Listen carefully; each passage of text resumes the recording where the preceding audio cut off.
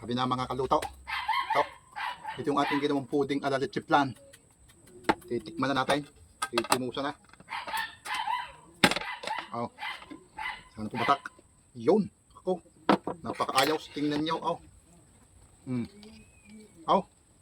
Mga kaluto. Yan. Puding ala leche flan. Tumusan na natin mga kaluto.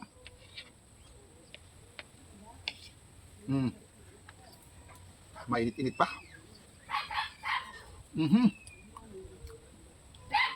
Napakaayos. Napakasarap mga kaluto.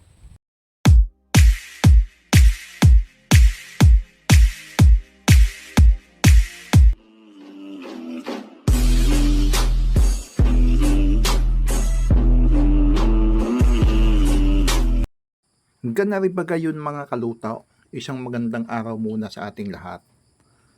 Ganari yaon, samahan nyo ako sa aking gagawing pagtitimpla ng puding ala leche flan.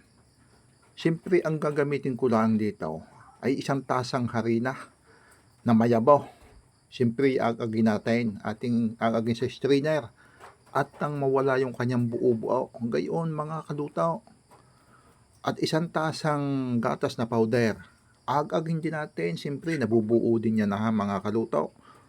Para talagang pinong-pino kapag ating iminix mamaya mga kaluto. Ganyan lamang mga kaluto. Yan. Agagin din mabuti. At pagkatapos niyan ay di siyempre ating pagsasama-samahin siyan. Yan dalawang yan ating pagsasama-samahin yan. Hahalu-haluin nating mabuti, maigi. Ganyan mga kaluto. Yan.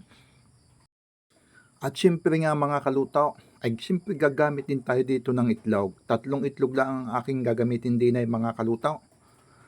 At kaya ito yung nakabukod, ay siyempre parang sisigurado tayo dahil ang itlog hindi natin may iwasan na ito ay may bulok.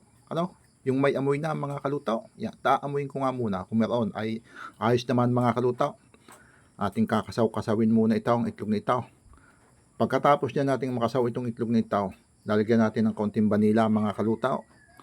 Yan ipampaalis ng lansa mga kaluto, yung banilang yan.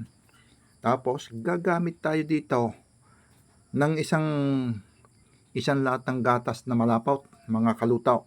Yan. Dito natin yan imimix na maigay. At bago natin yan isama doon sa harina at saka sa gatas na powder. Gayon mga kaluto. At siyempre pagkaya na isama na natin doon sa harina at saka sa gatas na yun, ay siyempre yan ating haluing maigay. Ika nga ay ng yung bagang pinong-pino ang pagkakahalaw. Mga kaluto, gayon lamang mga kaluto. Ganari baga naman yun mga kaluto. Abay isisingit ko aray. Siyempre, baka sakaling aring bidyong aray ay mapanood ninyo. Ay ari lang ang masasabi ko sa inyong mga kaluto. Huwag na huwag niyong kakalimutang i-like, i-share, at mag-comment na rin kayo. Para malaman natin kung saan baga nakarating aring bidyong aray mga kaluto. Gayon lamang mga kaluto. Kaya ang masasabi ko sa inyo, maraming salamat. Siya, gana rin na lamang. Kapag aring tinitimpla kong aray na ibigan at nagustuhan ninyo, ay subukan ninyo. Subukan din yung magluto na rin. Naku, napakaayos at napakasarap na rin mga kaluto. Basta sundan na lang niyo kung paano ang aking ginagawa. Gayon lamang mga kaluto. Ganari ba gayon mga kaluto? Itong ating lanirang gagamitin, nilagyan ko na ng sugar. Isasalang ko lang para matunaw yan. Yan ang resulta mga kaluto. Pwede na nating ilagay sa ating lanira. At siyempre naman, ako may nakagayak ng pagsasalangan ito. Siyempre, kakunti lang naman itong aking lulutuin ito. Ay sa maliit lang ang kawali at doon ko na ito i-steam mga kaluto.